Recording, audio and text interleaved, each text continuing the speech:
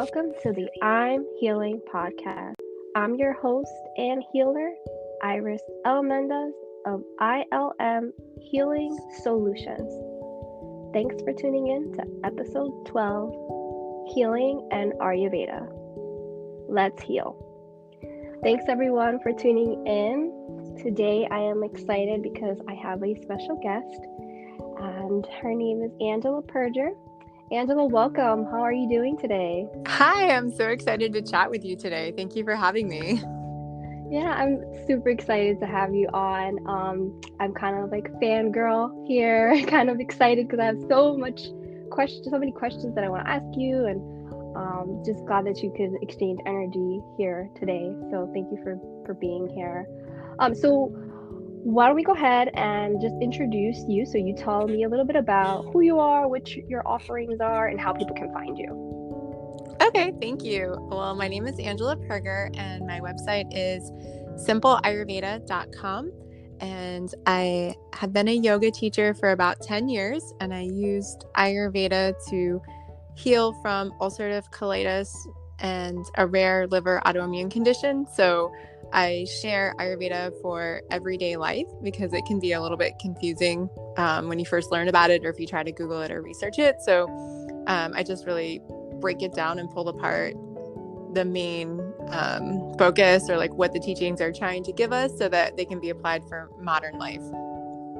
Yeah, and I love your story. I actually met you at my yoga teacher training when you did a workshop on Ayurveda. And that was my very first time being introduced to it. I had heard about it. I didn't really know too much about it besides it being, sister science to yoga. And you really simply broke it down for us in that one workshop. And I've been following you since.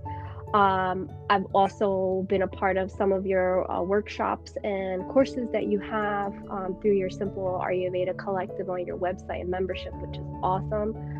So I've been able to gain some knowledge, but as you say, it can be confusing. So for me, there are some things that I'm still learning as I learn to heal my own body and also use Ayurvedic practices in my day-to-day life, and also spread the awareness of it, because for me, being a Latina, being from Camden, New Jersey, this is not something that was privileged to me to know growing up. And so through my own healing journey, through my own experience with yoga, I fell into Ayurveda, and I found that it has really truly been one of the practices that I've started to implement, that I've started to actually see some benefits from. So can you tell us a little bit about how you found Ayurveda? Yes, the same way you did. I did a 200-hour yoga teacher training 10 years ago, and it was a one-day, couple of hour introduction workshop. So it peaked, I got curious about it. And I actually did go and see an Ayurveda practitioner after that, but she kind of left me more confused because it's an art and a science. And so part of just like with yoga, you can go take a class with one person and think that you don't like yoga or that you don't understand it. Right. And then you can go take another style of yoga or have it explained to you or taught to you in a different way from a different person. So I feel like with a lot of these things, like healing tools like yoga and meditation and therapy, just because something doesn't click with the first person that explains it to you or teaches it to you, I feel like this is an invitation for anyone to keep looking for the right teacher or the right person to explain it to you. And, it's not the fault of the healing tool. And it's not the fault of that original teacher. Maybe you just didn't click, or, they didn't explain it in a way that you understand, or they have a different background or see the world differently. So for me, I kind of put it on the back burner for a few years, as if it was this mystical thing that was just beyond my comprehension. And then as I was teaching yoga classes, I am naturally curious, and as you know, I love to theme out my yoga classes. I like to choose a theme and pick poses and quotes and everything all around what I'm teaching. And so since Ayurveda is yoga sister science, I got curious about it again, and I started connecting seasonal classes and seasonal workshops to Ayurveda. So I started to understand that Ayurveda was about connecting the cycles of nature. And then one of my yoga students actually was started to go to school for Ayurveda. And so I got a couple consultations from her, and I had such a complicated health imbalance with the ulcerative colitis and the rare liver condition. And then I also ended up getting hypothyroidism, which I think a lot of listeners can relate. Once you have one autoimmune condition, like they just seem to like fall in line. Like you tend to get another one and another one and another one. Right. It's like the body starts to become unhappy in one area and then another. And Western science doesn't explain this. They think, my doctors had no link between any of these conditions. And so I went to a couple different Ayurveda practitioners and a naturopath, and none of them could really give me an answer. So finally, I just decided to study Ayurveda for myself formally, beyond just, looking up things and watching videos online. And I jumped into an Ayurveda health counselor program, and I really committed to an Ayurvedic lifestyle. And for me personally, maybe because I was already practicing yoga and I was really open to this method of healing, but within 3 months, my colitis symptoms were gone and I was able to wean off medication, which of course, anyone listening, you would never do that on your own. I was working with an Ayurvedic practitioner who was like overseeing what I was doing. And that was a couple of years ago. And I've had times where, I haven't felt totally well 100%. It's not like I'm completely cured, but at the same time, whenever there's been like a little mini flare up, which first of all lasts a couple of days, it's never like it was before. I know why. That's the thing about Ayurveda. Yeah. Like, I know it's because I had some major stressors, like my mom being in the hospital for a month from a heart attack and me eating some fast food. And I know that's the reason that, there was a little bit of a flare up. I'm not like left in the dark. I'm like a victim of like, why is this happening to me? Because Ayurveda basically is understanding the cycles and rhythms of nature and how those happen in our bodies as well.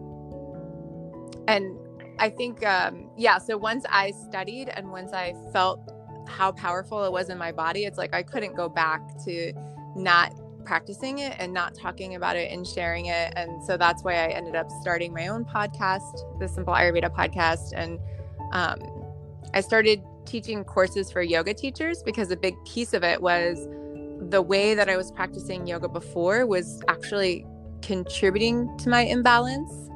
So I had to like look at all these different factors in my life, like what was I eating? What time did I go to bed? How was I moving my body? What was my exercise like? What was my stress like? What was my daily schedule like? How much work was I doing? Or all these different factors go into Ayurveda because you're looking at the person as a holistic being. Yeah. So I started making some yoga teacher courses so that yoga teachers could understand how to use this for teaching and for home practice. And then now, just recently, after a couple of years, I had the idea for an inexpensive monthly membership, I think 2 years ago, but it took me that long just to make it happen. And so it just started in December. And we have a little group going where we have a theme every month. Yeah, you've also got a book club as well, and your Facebook group is really informative too. I may not always participate in the other courses that you have, but I tend to get a lot of knowledge and a lot of insight on how to heal my body and work through some of my own imbalances from that. So I definitely thank you for that, and I wanted to say that you are an inspiration because honestly, watching you do all the work that you do kind of pushed me to really live in my own dharma as well and start this podcast. So I really want to say that I appreciate you for, starting Simple Ayurveda and sharing the knowledge, because this is all, Ayurveda is like the grandparent of modern medicine in a sense, or there's so many different, there's 5,000 years plus of different practices and the philosophy of it, and the different things that you can implement into your lifestyle. There's so much to know from it, and you kind of break it down very simply. So I really appreciate that about you. What would you say is your very simple definition of Ayurveda for someone who's brand new, never heard the word before? I think the simplest way to look at it is that it's a return to nature and living with nature cycles. That's a really good way of looking at it and understanding that, we can actually heal ourselves through the elements. And if we pay attention to the seasons as well, and food pairings and what we put into our bodies at what time of day, all of those things matter. And that's what Ayurveda kind of breaks down for us. So with all the different practices that you implement in your routine, like you mentioned, knowing when your body was off balance, right? So what are your favorite go-to practices, rituals, or routines that kind of reset or rebalance you that you do daily? I think the number one most important thing that anyone could do is chew their food well. So in Ayurveda, our digestive system sort of rules everything else, and modern science backs this up, that we know that there's a gut-mind connection, and we know that depression is linked to the gut biome being off, and those are modern terms, but basically it all goes back to what in Ayurveda is called Agni, our digestive fire.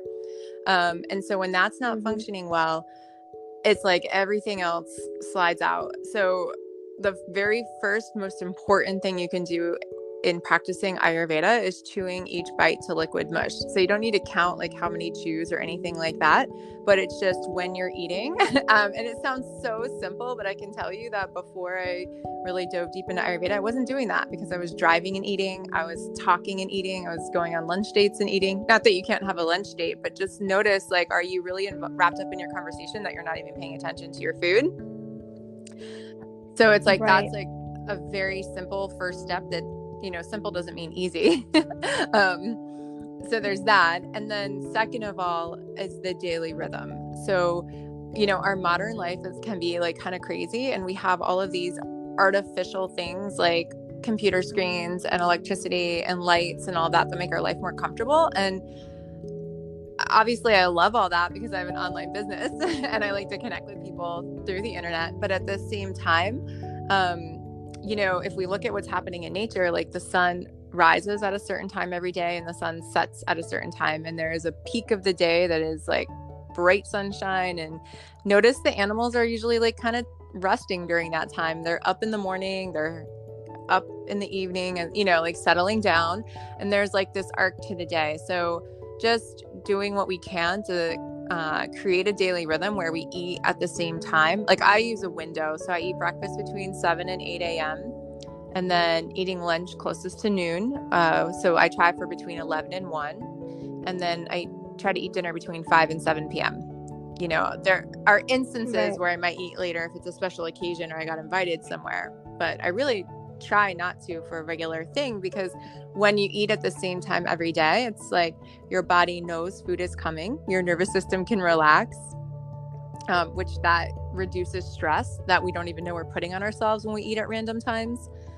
And then also your body, once it knows food's coming, it starts to secrete digestive enzymes at that time. So it's like if you're eating every day at noon, 11:45, your mouth is starting to produce the digestive enzymes that are actually going to help you break down your food. So you could even, like, let's say you're not ready to change what you're actually eating yet, just by chewing your food well and eating it at the same time every day, you can start to reap the benefits of Ayurveda. Wow. And you've actually had experience with actually taking courses on cooking some Ayurvedic meals, and you've given great resources for cookbooks and things like that. Can you shed some light on what are some of your go-to favorite meals, or what your day-to-day look like? And let me tell everyone, she's a mom, so you guys need to follow her because she is the guru of how to live this balanced life with kids. I don't know how you do it. I admire it, and I'm waiting for your mother's book, your child's book in the future for once. And when and if I have kids someday. Well, okay, so my kids are 3 and 7 right now. And basically I automate a lot of what I do, which is the whole simple part of simple Ayurveda. So what I've learned through the Ayurvedic chef training and through my Ayurveda studies, a very basic way to look at how to eat Ayurvedically is through a balanced bowl. And there are 4 components. The first is a rice or a whole grain of some sort, like millet, amaranth, polenta, quinoa, all of those, basmati being the most easy to digest. And then a legume, so a chickpea, a black bean, and a adzuki bean, lentils, split mung is the traditional Indian dish. But all those other ones are great too. In general, if you have digestive issues, think chickpea or smallow. The bigger the bean, the harder it is to digest. And they should be soaked in water overnight, which I think all traditional cultures do that practice of soaking them in water overnight and then cooking them with fresh water. I personally use the Instant Pot. It's not I don't have any affiliate link with them or anything, but it just makes life super easy. And then one, grounding vegetable. So something from the earth that creates, support and nourishment in the body, like sweet potato, carrots, beets, zucchini, all the squashes, something with some density to it.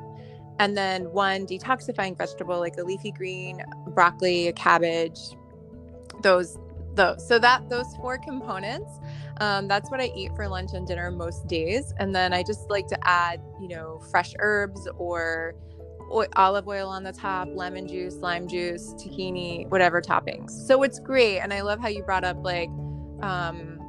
your culture is that actually a lot of Ayurvedic food, it does not need to be Indian.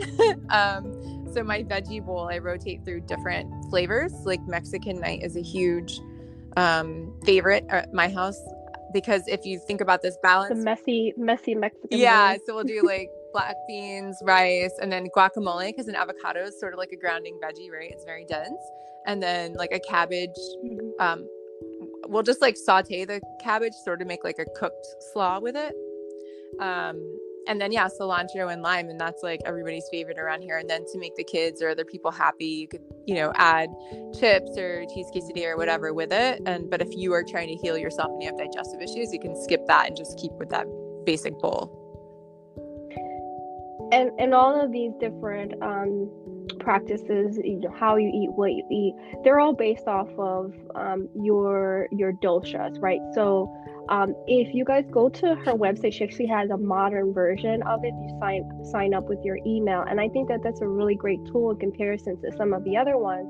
So basically, you take this personality test; it'll tell you what your dominant dosha is. And can you shed a little bit more light on that, or what the doshas are, just to very briefly? Because I know there's so much more to dig deeper with all of it, but just very briefly, what so basically Ayurveda is based on the 5 elements: earth, water, fire, air or wind, and ether or space.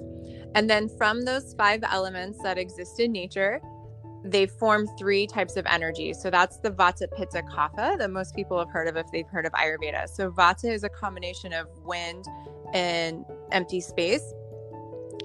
Pitta is fire and a little bit of water, and then Kapha dosha is earth and a little bit of water. So we all have all 3 within us, but we're all born with a certain ratio. So like, for example, I'm more Pitta, next Vata, and then last Kapha. So that means I'm like mostly fiery. Next, I'm a little airy. And then last would be earthy.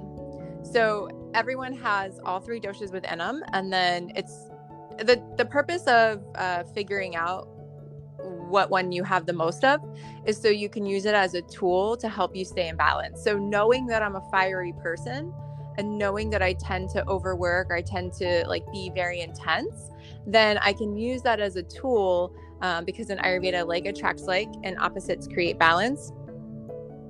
So I can use it as a tool because I know that I tend to be fiery, and therefore maybe I don't need to eat so much spice on my food.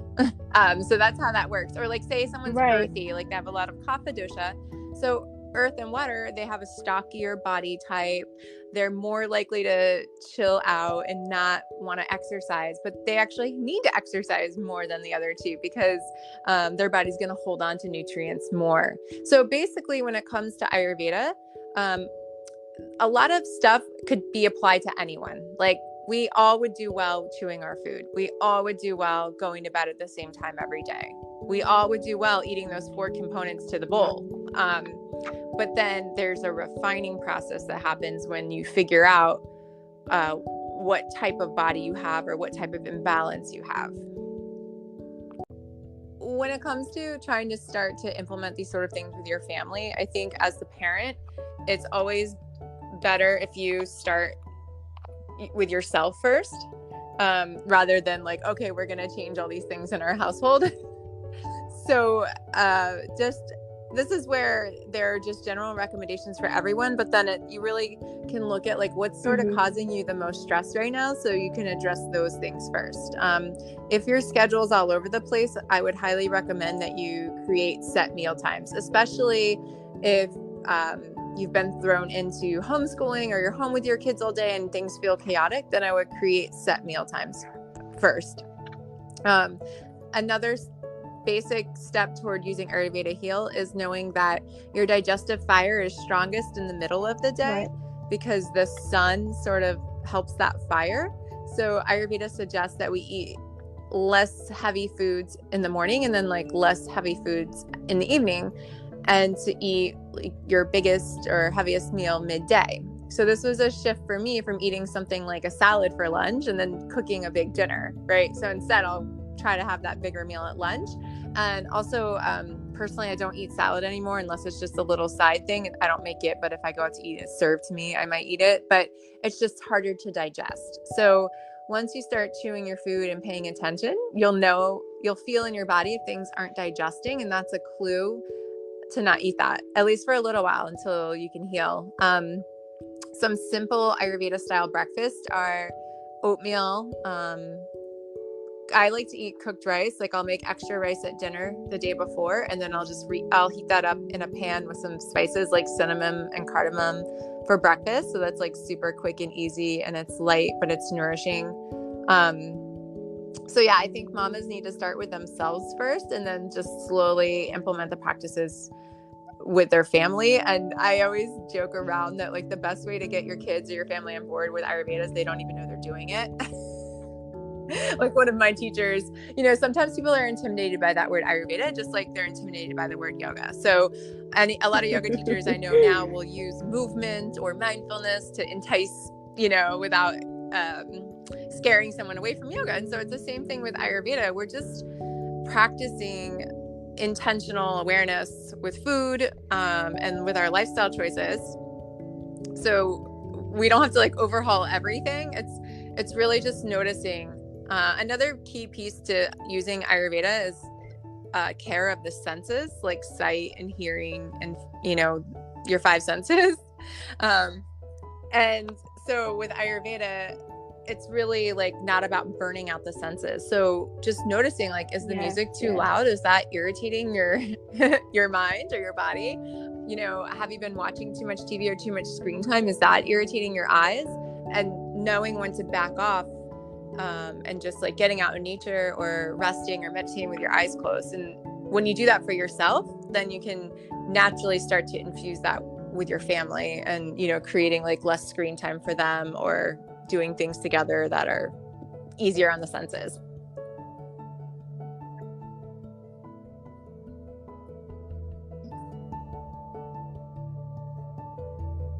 Yeah, definitely. That's something that I've learned about myself. I'm overly stimulated, so a lot of sensory deprivation for me is needed, and a lot of element work. For me, I think I'm the same as far as maybe I'm more Vata than Pitta, but I too have been using it to heal myself and my body. And so, in a nutshell, what we can say about Ayurveda is that it's really personalized medicine. And that's a quote that I'm reading from Deacon Carpenter from A Little Bit of Ayurveda. Podcast, I have an episode with my favorite books. So I could tell you some of them, like Ayurveda Lifestyle Wisdom by Acharya Shunya. That's one of my favorite books.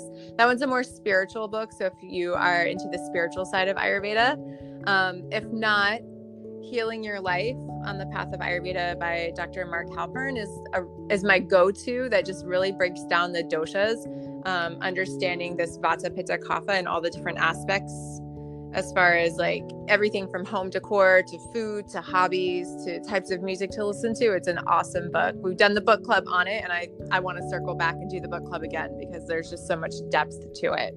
And then and my favorite cookbooks are by Kate O'Donnell, just because her cookbooks are so easy. There's other cookbooks that have great recipes, like Divya Alter's What to Eat for How You Feel is like, I call that one the Martha Stewart of cookbooks. So if you want, like Ayurvedic lasagna or something like that, she's got it. But for me, being a mom, I just don't tend to make recipes like that too much. Where Kate O'Donnell's, I think it's Everyday Ayurveda. She has 2 different ones, but they're both very similar, and they're just super basic recipes that you could sub out. And then for websites, joyfulbelly.com has a huge archive of Ayurvedic recipes. So that's great because you can just literally plug in, dinner spring, and it'll have like a index of recipes. Yeah, and I'm on Pinterest too, so I collect things on there. That's awesome. I'll have to definitely check them out. Well, oh yeah, awesome. I definitely have to check out your Pinterest page now. Oh, Angela, it's been so wonderful to have you on. I really appreciate you coming on and sharing, all of your knowledge. Definitely check her out. She does do consults, so contact her if you want to do a consult, if you want to heal your body. And be sure that you like, subscribe, and share.